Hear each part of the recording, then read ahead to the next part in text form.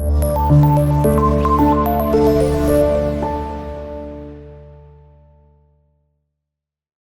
Class अस्सलाम वालेकुम। My name is Babar Arshad and I am your physics teacher. उम्मीद है जी आप सब खैरियत से हैं।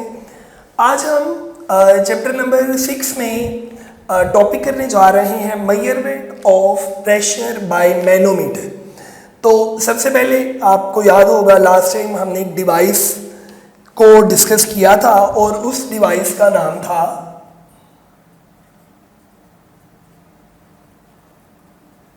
बैरोमीटर। और मैंने आपको बताया था कि बैरोमीटर एक ऐसी डिवाइस है जिसकी मदद से हम एटमॉस्फेरिक प्रेशर को मेजर करते हैं। इसी तरह हमारे पास एक और डिवाइस है जिसका नाम है मैनोमीटर। और आमतौर पे लेबोरेटरी के अंदर जब प्रेशर को मेजर करना होता है तो हम मैनोमीटर जो है वो इस्तेमाल करते हैं। अब ये कैसा होता है आप लोग डायग्राम में देख सकते हैं कि एक यू शेप्ड आपके पास ट्यूब है और उसमें एक आर्म जो है इसे आप कह दें जी लॉन्ग आर्म,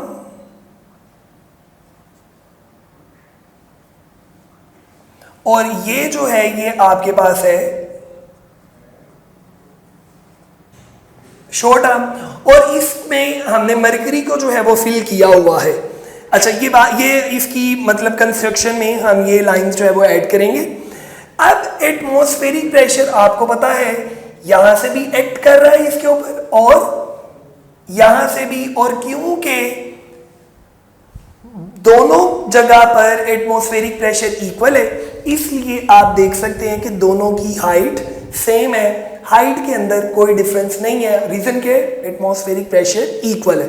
तो यहां पर हम लिख सकते हैं व्हेन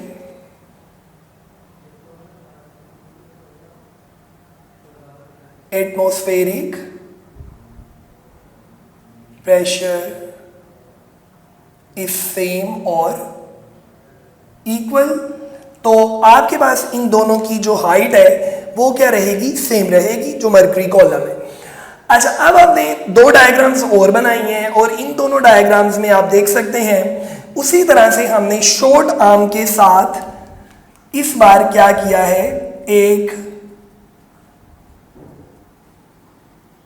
गैस सिलेंडर जो है वो अटैच कर दिया है। अच्छा अब हुआ क्या, अगर गैस सिलेंडर अटैच करने के बाद आपका लॉन्ग आर्म के अंदर हाइट जो है वो ज्यादा हो जाए, आप देख सकते हैं यहां पर अगर हम कंपेयर करें तो इतनी हाइट जो है वो अब यहां पर ज्यादा है, दिस इज एच।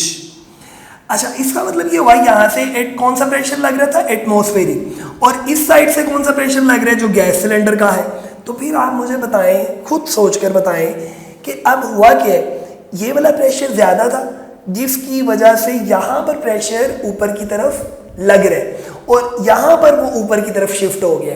तो इट मींस अब इस डायग्राम में हम ये कह सकते हैं अगर लॉन्ग आर्म के अंदर मरकरी ज्यादा हो जाए, मरकरी का लेवल इंक्रीज हो जाए, तो इट मींस ये जो अननोन प्रेशर है ये ग्रेटर है एटमॉस्फेरिक प्रेशर से। तो यहां पर मैं लिख देता हूं unknown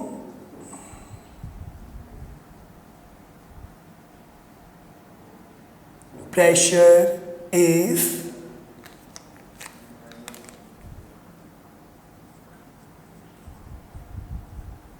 greater than atmospheric, unknown pressure is greater than atmospheric pressure।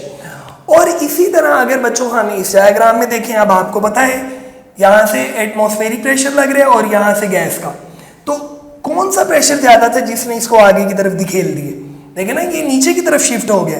तो अगर लॉन्गर आर्म में मरकरी का लेवल डिक्रीज हो जाए, आप यहां पर भी देख सकते हैं कि हाइट में डिफरेंस आ गया।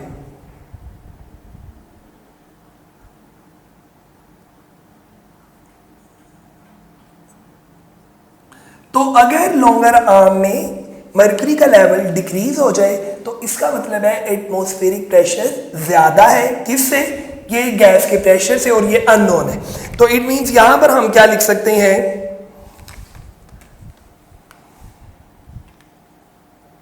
एटमॉस्फेरिक प्रेशर इज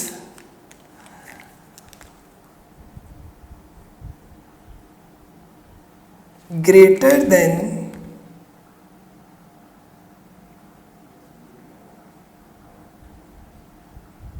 unknown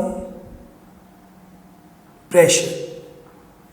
तो ये आपका यानी कंक्लूजन आ जाएगा इस केस में भी और इस केस में भी। एमसीक्यू के लिहाज से भी आपने ये बातें याद रखनी है। और जहां तक रही बात इसकी कंस्ट्रक्शन की, तो मैंने आपको बताया कि आपने सिंपल यहां पर ये लिख देना है कि मैनोमीटर क्या है, 8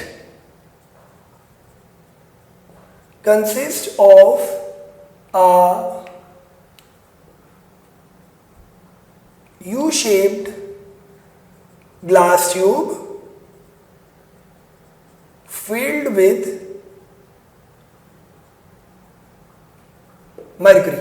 और फिर हमने इसके 3 केसेस बना लिए, जब प्रेशर इक्वल है तब, जब प्रेशर ग्रेटर या लेस है उस केस में। तो इस तरह से ये लॉन्ग क्वेश्चन के पॉइंट ऑफ व्यू से आपने इसको कंप्लीट करना है और एक दफ़ा आपने बस इसको बुक से पढ़ना है। अगर फिर भी कोई क्वेश्चन हुआ तो आप कमेंट सेक्शन में पूछ सकते हैं। अपना ख्याल रखिए बच्चों, अल्लाह हाफ़िज़।